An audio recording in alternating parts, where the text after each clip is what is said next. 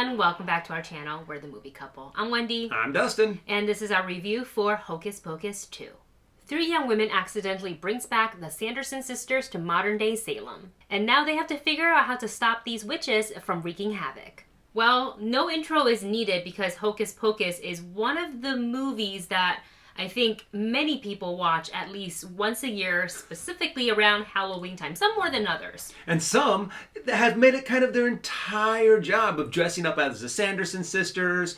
I actually do have a friend who does a lot of performances as some of the Sanderson sisters. Yeah, so needless to say, they are iconic, and I can't remember how old I was watching the first film. So now we are in year 2022, and we have the original Sanderson sisters back again, wreaking havoc again, except now this time it's not a theatrical release. It is, I actually don't remember if the first one was a theatrical release. I didn't see it in the theaters, but okay. It most definitely was, because back then, I'm pretty sure it wasn't straight to DVD or VHS back in those days. But you know, this is actually something that there's been a lot of talk about it for a long time. For like the last 10 years, people have said, oh, are they going to make a sequel? Are they going to do another? Are they going to get all the same actors together? And it's finally happening. And I think that is one thing that is just great about streaming, is because, yeah, we can now get these movies and we can get some of these sequels that we thought we'd never end up getting if they would have to be like a big theatrical release movie. Yes. So with that said, let's celebrate Hocus Pocus 2. And hey, before we dive into our review, make sure you hit that subscribe button for more videos just like this one. And also hit that thumbs up. It helps us out a lot. So in this film, we not only have the Sanderson sisters who are back, we also have a bunch of new characters, three young ladies, three young actresses that are so captivating in their roles. But what I really liked at the very beginning is we get the young Sanderson sisters. Mm-hmm. And that was really cool. We actually get a little bit of their origin story, and the young girl that they got to play Winifred was spot on. She must have just have grown up with this movie and have loved it and just been obsessed with Winifred, because she pulls it off amazingly well. Yeah, the facial expressions, the inflection in the speech, just everything.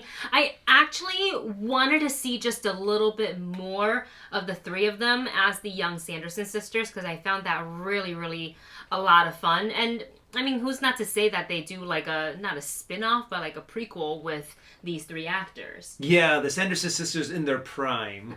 Yeah, so how do the Sanderson sisters come back again? We already saw what happened in the first movie, and you know, but of course you can't call a Hocus Pocus 2 and not have the original back, and they don't really waste too much time bringing them back. So essentially it is set in Salem again, and the black flame candle comes into play. You know, the drill, somebody has to light it on a specific day, have to fit certain criteria. She lights the candles and the witches are back. What's another thing that's really cool about this, because we got into a little bit more lore about the witches. Yes. And their coven, is that we have like, I don't know what they call her, like the mother witch. She was like the bird who the young Sanderson sisters first encountered her, and they were gifted, well, Winifred was gifted the book. It really does seem like they're kind of setting it up for more lore. If this turned out to be a really big hit, they can actually start making maybe like a Hocus Pocus series. Because then you can have the three new girls and learning about the history of witches in Salem. And I think that would be kind of a fun little show to have, because when we were diving into this movie, you know, we had no illusions that this was going to be better than the original. I was like, oh, you know what, maybe it might be cute, maybe it might be it'll be fun to see the original actors back in their roles. And it pretty much hit exactly how I thought it was going to hit, you know, the campiness, the nostalgia, and I think I was pretty much satisfied with what they kind of gave us. Yeah, I feel like for the nostalgia factor of it, it like checked the boxes for those of us who have missed seeing the Sanderson sisters in a movie. They did the singing, they set the lines, they flew on various items, you know, and they did the walk and all that stuff. And I think with these kind of like the legacy movies, sort of passing of the torch, and that's not to say they can't do a Hocus Pocus 3 with the original Sanderson sisters. They very much can, as long as the cast wants to do that and have the time to do that. But they also set it up where the young girls can essentially, if they wanted to spin it off, they can do that there because they established that, you know, they've got some powers, and now there's 3 of them, just like the Sanderson sisters. I like the touching moment at the very end with, you know, Winifred. This is going to go into spoiler territory a little bit, so just be warned now, there will be spoilers.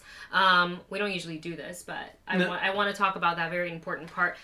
Towards the end of the film, where Winifred casts almost like a forbidden spell. Yeah. You know, the book warns her against it. I think the Mother Witch had some cautionary words about that one. Well, actually, it didn't say that it had never been cast. Oh, that's true. It just said that the book, don't cast this one, and the book doesn't like it. The book doesn't like it. So it would make sense. So it makes, the way that the other witch was talking about it, and the way that you now know when you look back on it, it's like, oh, maybe she cast the spell and that's why she's by herself. By herself, and she doesn't have a coven. So the price is to pay is essentially you're losing the most valuable thing to you, and depending on the person, for Winifred, that was her sister. So to watch that happen was, you know, and knowing the history of the Sanderson sister and what they've been through together was quite sad. What I was hoping, and this is why I was saying earlier that I wanted to see just a little bit more of the young Sanderson sisters,